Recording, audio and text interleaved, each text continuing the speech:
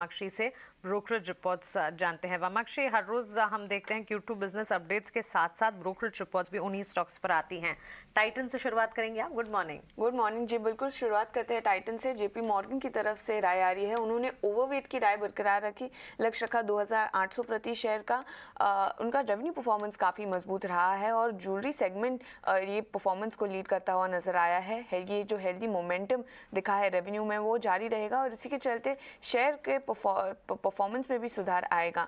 Management ने काफ़ी optimistic outlook यानी काफ़ी पॉजिटिव आउटलुक दिया है ऑन फेस्टिव सीजन को लेकर, और जो पॉजिटिव कंज्यूमर सेंटिमेंट है वो सारे कैटेगरीज में देखने मिला है। तो इसी के चलते जेपी मॉर्गन ने टाइटन पर ओवरवेट की राय बरकरार रखी।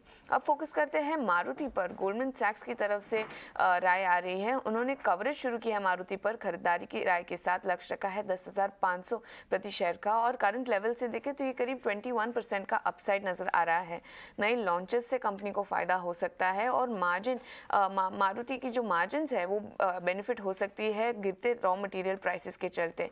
उनके पास काफ़ी सारे एसयूवीज है लॉन्च पाइपलाइन में अगले 18 महीने तक, और ये सारे फैक्टर्स को ध्यान में रखते हुए गोल्डमैन सैक्स ने मारुति पर कवरेज शुरू की है, खरीदारी की राय दी है। अब फोकस करते हैं जेबी केमिकल्स पर। क्रेडिट स्विस की तरफ से राय आ रही है, उन्होंने आउट परफॉर्म की राय बरकरार रखी, लक्ष्य रखा 2300 प्रति शेयर का। अगर हम देखें तो उन्होंने अपना जो लक्ष्य है वो 2020 से बढ़ाकर 2300 कर दिया है। स्ट्रैटेजी प्लेस में है, इन्वेस्टर्स एग्जीक्यूशन पर फोकस कर रहे हैं और जेबी केमिकल्स को काफ़ी फायदा हुआ है रानिटिडिन के एक्सक्लूजन के चलते, और क्रेडिट स्विस को जेबी फार्मा बहुत पसंद है उनकी सस्टेन मिड टीन ग्रोथ के चलते। FY 23, 24 और 25 के उन्होंने EPS अनुमान को बढ़ाया है करीब 5 से 8% तक। तो ये सारे फैक्टर्स को ध्यान में रखते हुए जेबी केमिकल्स पर क्रेडिट स्विस की तरफ से आउट परफॉर्म की राय बरकरार। अब फोकस करते हैं NBFC सेक्टर पर। CLSA की तरफ से पूरे सेक्टर पर एक राय जान लेते हैं। वो एक्सपेक्ट कर रहे हैं एक डिसेंट क्वार्टर NBFC से। व्हीकल फाइनेंसर्स इनको पसंद है, वो FY 23 डिसेंट क्वार्टर रहेगा सारे NBFCs के लिए, ऐसा उनका मानना है। लोन ग्रोथ भी पिकअप अच्छा हो रहा है। चोला और SBI कार्ड्स की तरफ से काफ़ी मजबूत लोन ग्रोथ इन्हें दिखाई दे रही है। गोल्ड फाइनेंसर्स हालांकि एक एक्सेप्शन रहेंगे, वहाँ पर हाइटेंड कॉम्पिटिशन आ रहा है जिसके चलते उनकी जो लोन ग्रोथ है वो इतनी अच्छी नहीं रहेगी, ऐसा CLSA का मानना है।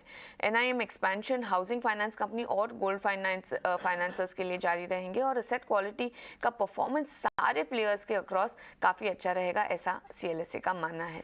अब फोकस करते हैं बैंकिंग सेक्टर पर। गोल्डमैन सैक्स की रिपोर्ट आई है, उनका मानना है कि प्राइवेट सेक्टर बैंक्स ने मार्केट शेयर गेन किया है सारे डिपॉजिट कैटेगरीज में।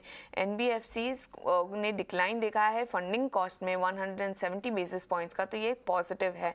उनकी खरीदारी की राय है कोटक, ICICI बैंक और SBI पर। ये तीनों ही शेयर उनके कन्विक्शन लिस्ट पे है और उनकी बिकवाली की राय है बजाज फाइनेंस और SBI कार्ड्स पर।